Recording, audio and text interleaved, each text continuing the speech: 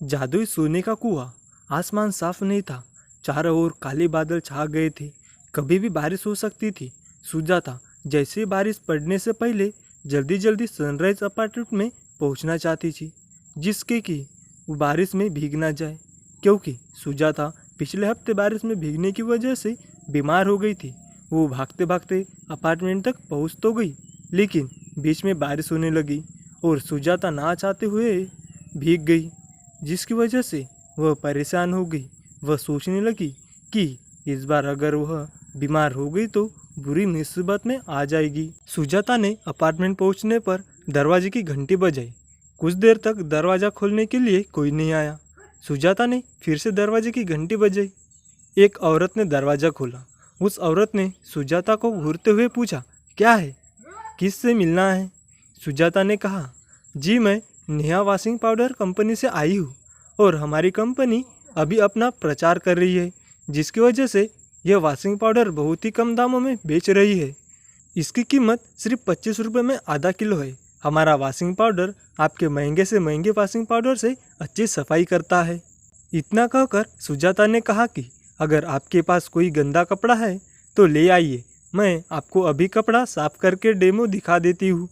इस पर उस औरत ने मुंह बनाते हुए कहा कि मुझे नहीं चाहिए यह तुम्हारा घटिया पाउडर, और ना ही इसका डेमो चाहिए। इतना सुनकर सुजाता ने कहा, मैडम आप एक बार डेमो तो देख लीजिए। अगर आपको यह वॉशिंग पाउडर पसंद नहीं आया तो आप मत लेना, डेमो का कोई पैसा नहीं है। सुजाता की बात सुनकर वह औरत बोली, अरे तुम कम सुनती हो क्या? नहीं चाहिए मतलब नहीं चाहिए। इतना कहकर उस औरत ने धड़ाम से अपने घर का दरवाज़ा बंद कर लिया। सुजाता के चेहरे पर एक निराशा सी छाई हुई थी, जो कि उसके चेहरे पर साफ झलक रही थी, लेकिन उसने प्रयास करना जारी रखा। वह अपार्टमेंट के अन्य घरों में भी गई, लेकिन इस अपार्टमेंट में सिर्फ एक ही औरत ने उसका वॉशिंग पाउडर खरीदा। बाकी लोगों ने उसको भगा दिया। अब रात होने वाली थी। वह अपने घर वापस लौट रही थी। सुजाता के दिमाग में एक ही बात बार बार घूम रही थी, जो उसके मैनेजर ने उसको कहा था। सुजाता के मैनेजर ने कहा था कि महीने का अंत चल रहा है और तुम्हें 20 वॉशिंग पाउडर बेचने का टारगेट दिया गया है और तुमने अभी तक सिर्फ 3 ही पैकेट बेचे हैं। यह सुनकर सुजाता ने कहा कि सर, मैं वॉशिंग पाउडर बेचने की पूरी कोशिश करती हूँ, लेकिन हमारी कंपनी नई होने की वजह से मैं लोगों को कन्विंस नहीं कर पाती है। यह सुनकर सुजाता का मैनेजर कहता है, देखो हम किसी को भी फ्री की सैलरी नहीं देते हैं। अगर तुमने टारगेट पूरा नहीं किया तो हम तुम्हें नौकरी से निकाल देंगे। यह सुनकर सुजाता ने कहा, सर ऐसा मत करिए, क्योंकि इसी नौकरी के भरोसे मेरा घर चल रहा है। इस बात को सुनकर मैनेजर कहता है, यह सब मैं नहीं जानता। अगर तुमने कल तक 20 वॉशिंग पाउडर के पैकेट नहीं बेचे तो तुम्हें कल के बाद नौकरी पर आने की कोई ज़रूरत नहीं है। लेकिन सुजाता टारगेट पूरा नहीं कर पाई। वह बहुत परेशान थी।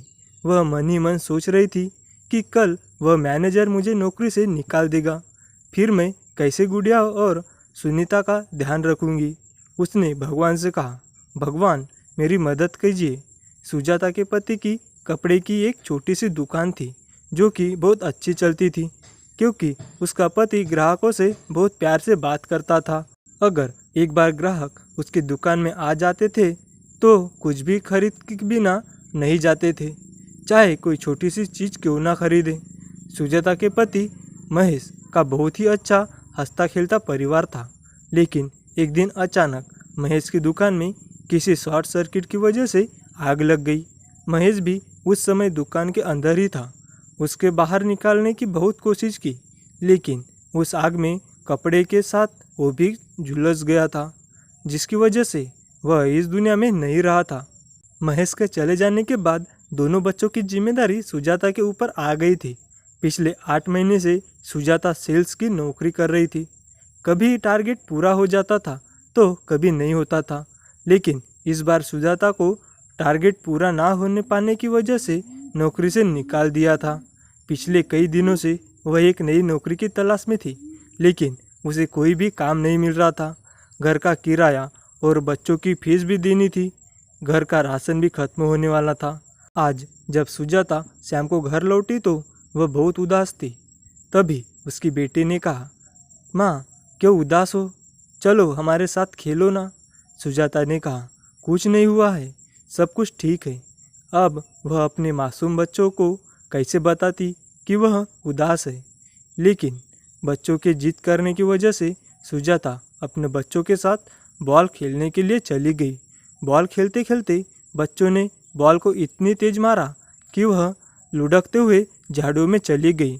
उसकी बेटी ने कहा, माँ बाल झाड़ू में चली गई है, मैं लेकर आती है, आप गुड़िया के पास रहो, मैं झाड़ियों से बॉल लेकर आती हूँ। सुनीता बॉल लेने के लिए झाड़ू के पीछे चली गई है, लेकिन तभी उसकी जोर जोर से आवाज़ आने लगी, माँ बचाओ बचाओ। जैसे ही सुजाता ने सुनीता को आवाज़ सुनी, सुजाता और गुड़िया सुनीता की तरफ भागे। जैसे सुजाता ने झाड़ू के पीछे देखा, उसकी आंखें खुली की खुली रह गई। झाड़ू के पीछे एक गहरा सा कुआं था जिसमें सुनीता गिर गई थी। सुनीता नीचे से जोर जोर से बोल रही थी, माँ बचाओ, मैं डूब रही हूँ। अचानक सुनीता कुएं में से गायब हो गई। गुड़िया भी उसी कुएं में देख रही थी। अचानक गुड़िया का पैर फिसला और वह भी कुएं में गिर गई। गुड़िया भी कुएं से अपनी माँ को आवाज़ लगा रही थी, माँ बचाओ। यह सुनकर सुजाता के हाथ पांव फूल गए। उसे कुछ समझ नहीं आ रहा था, इसलिए सुजाता भी कुएं में कूद गई। कुएं में कूदने के बाद सुजाता अपनी बेटियों को आवाज़ लगाने लगी। तभी उसका पैर पकड़कर किसी ने उसे कुएं में अंदर खींचा, जहाँ पर वह एक दूसरी दुनिया में थी। वहाँ पर सभी कुछ सोने का था, सोने के जेवर, सोने की ईंट और सोने के बिस्किट। तभी उसने देखा उसकी दोनों बेटियां भी सही सलामत वहीं पर बैठी थी। जैसे ही दोनों बच्चों ने अपनी माँ को देखा, वह अपने माँ के पास दौड़ी चली आई। सुजाता ने कहा, तुम दोनों ठीक हो मेरी बच्चियों? भगवान का लाख लाख शुक्र है कि तुम दोनों ठीक हो। सुनीता और गुड़िया ने कहा, हाँ माँ, हम दोनों बिल्कुल ठीक है। उन्होंने अपनी माँ से पूछा, माँ यह कौन सी जगह है? यहाँ पर तो कोई भी इंसान नहीं नजर आ रहा है, और यह चारों ओर पीली पीली चीज़ें क्या है? तभी वहाँ पर एक व्यक्ति प्रकट हुआ जिसका आधा शरीर इंसान का था और आधा शरीर पत्थर का। उसने कहा, यह पीली चीज़ें सोना है, सोना। यह सुनकर सुजाता चौंक गई, बोली, इतना सारा सोना यहाँ कहाँ से आया, और यह सोना किसका है, और यह कौन सी जगह है? यह सुनकर उस व्यक्ति ने सुजाता को बताया कि यह पाताल लोक है और मेरा नाम अंगद सेन है। मैं पाताल लोक का निवासी हूँ। मैंने एक बार लालच में आकर पाताल लोक के मंदिर से सोने की चोरी कर ली थी। कुछ दिन बाद यह बात वहाँ के पुजारी को पता चल गई थी और उसने मुझे श्राप दे दिया कि वह पत्थर का बन जाए। जब पुजारी ने अंगद सेन को श्राप दिया तो वह पुजारी के पैरों में गिर गया और क्षमा मांगने लगा।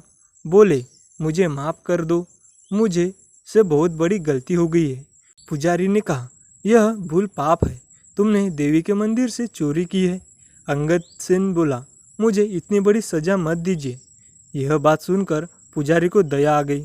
पुजारी ने कहा, मैं अपना श्राप तो वापस नहीं ले सकता है, लेकिन तुम्हारा 1 साल में एक बार पूर्णिमा के दिन आधा शरीर पहले की तरह आ जाएगा, और वह समय होगा जब तुम किसी की मदद करोगे। तुम जैसे जैसे किसी की मदद करोगे तुम्हारा पाप कम होता जाएगा, और एक दिन तुम्हारा पाप खत्म हो जाएगा और तुम पूरी तरह से अपने पूर्ण रूप में आ जाओगे। आज पूर्णमासी थी और अंगद सेन अपने पूर्ण रूप को पाने के लिए सुजाता की मदद करना चाहता था। अंगद सेन ने कहा, मुझे तुम्हारी सारी परेशानी के बारे में पता है, इसलिए मैं तुम्हारी मदद करना चाहता हूँ। अंगद सेन ने सुजाता को 100 सोने की मोहरें दी और कहा, इसमें तुम अपनी नई जिंदगी शुरू करो। इतना कहकर अंगद सेन फिर से पत्थर का बन गया। कुछ देर बाद सुजाता अपनी दोनों बेटियों के साथ कुएं से बाहर थी और वह कुआं भी अब वहाँ से गायब हो गया था। सुजाता ने सोने की सभी मोहरें को बेचा और अपनी एक कपड़े की दुकान खोली। थोड़े संघर्ष के बाद सुजाता की दुकान अच्छी चलने लगी। सुजाता आज अपना जीवन और अपने दोनों बेटियों की पढ़ाई लिखे का सारा खर्चा उसी दुकान की कमाई से चलती है। इस कहानी से हमें यह सीख मिलती है कि हमें कठिन से कठिन समय में भी हिम्मत नहीं हारनी चाहिए। भगवान हमेशा हमारे साथ है। बस आपको अपनी ईमानदारी से मेहनत करते रहना चाहिए। किसी ना किसी रूप में भगवान आपकी सहायता जरूर करता है।